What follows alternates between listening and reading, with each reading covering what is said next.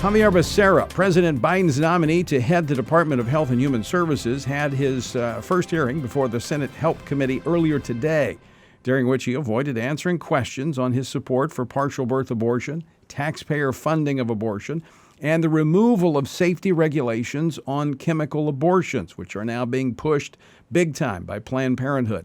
Many, including those of us here at the Family Research Council, have raised red flags over this nominee, given his extremely disturbing track record on abortion, not to mention the little experience he has in matters related to public health. He's been serving as the Attorney General of California, following in the wake of Kamala Harris.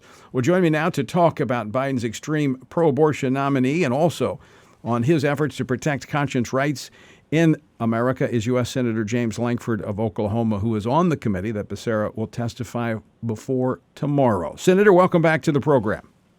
Tony, always good to be with you, and you're welcome in Oklahoma anytime. Well, I love to go to Oklahoma as well. Go back and see a lot of friends there in Oklahoma. And you guys have had just as bad of weather there as they had in East Texas. We have. We're glad to have some sunshine this week finally, and I wish I was enjoying that. I'm in not as sunny Washington, D.C. right now, dealing with some not so sunny issues. Well, let's talk about those issues because today Xavier Becerra had his first hearing in the Help Committee. Tomorrow he's before your committee. His views on abortion go back quite a ways, and this is quite a significant government agency. This oversees 27 national institutes. The Department of Health and Human Services oversees 27 national institutes and centers of health and centers for disease control and prevention, Medicare, Medicaid, the Food and Drug Administration, the Administration of Children and Families. All of these have a lot of influence over the issue and the policy concerning abortion.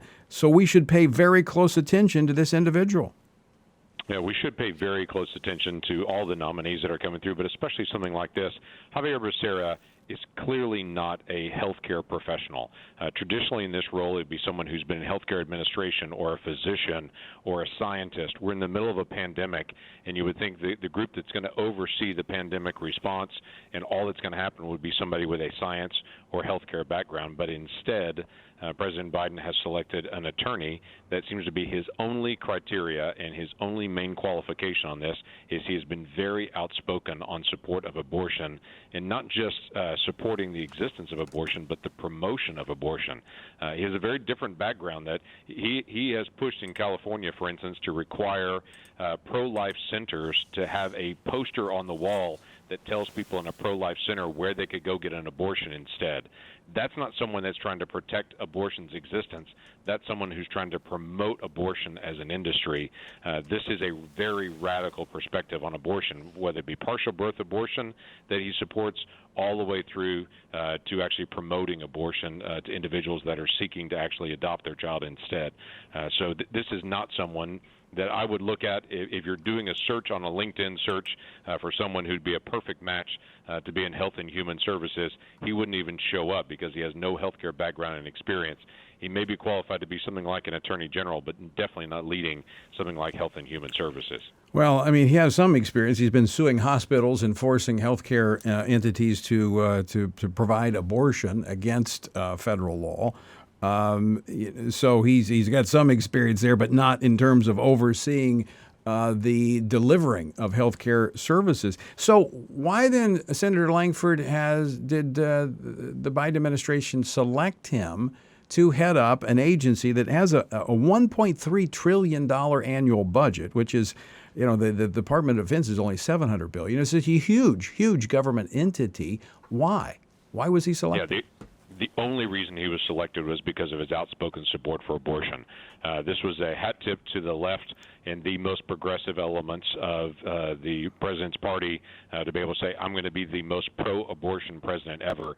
After having President Trump be there to be the most pro-life president ever, Biden is now focused on being the most pro-abortion president ever.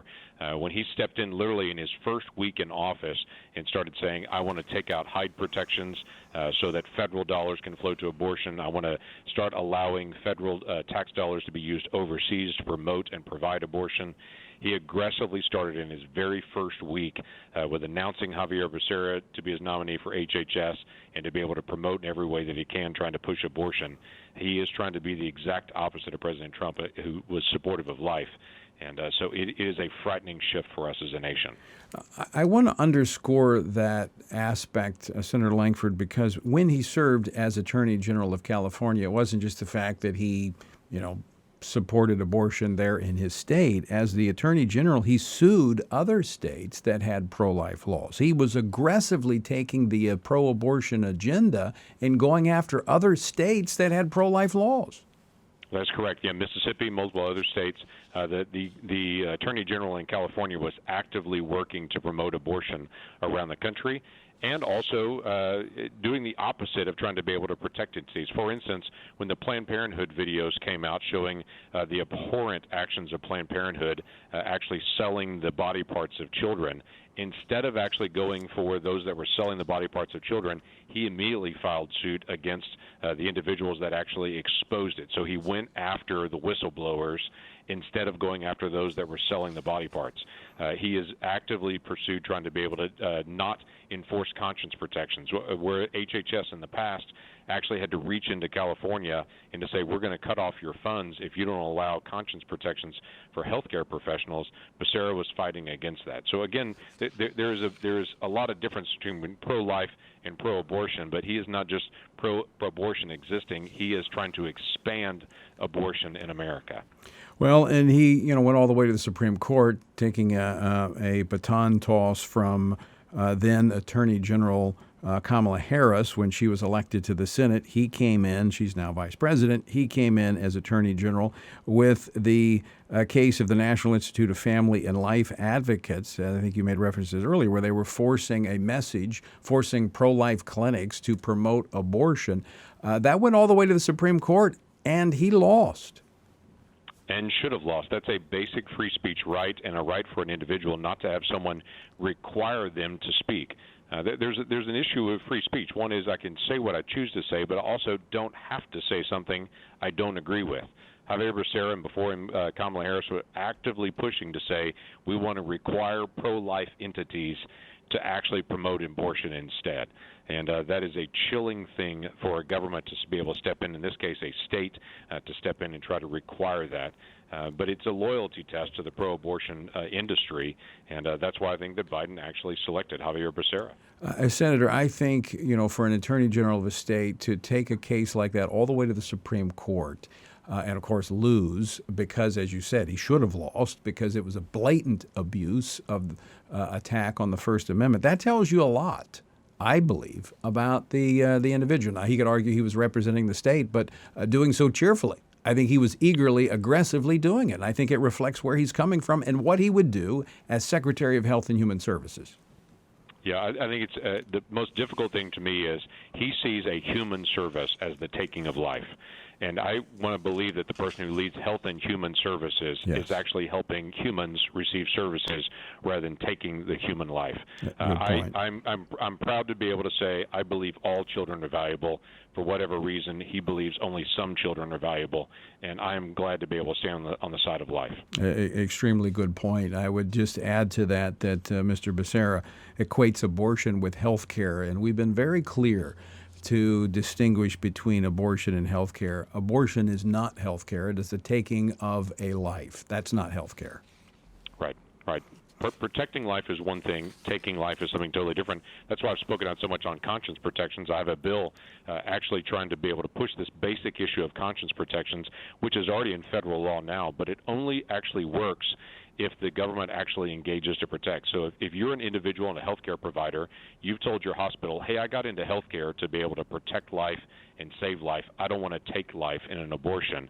That hospital typically honors that. But if they choose not to, as they have in California and in other places where a hospital will come and say, you'll lose your job if you don't come help with this abortion, then the conscience rights of that person is violated, and they have no recourse.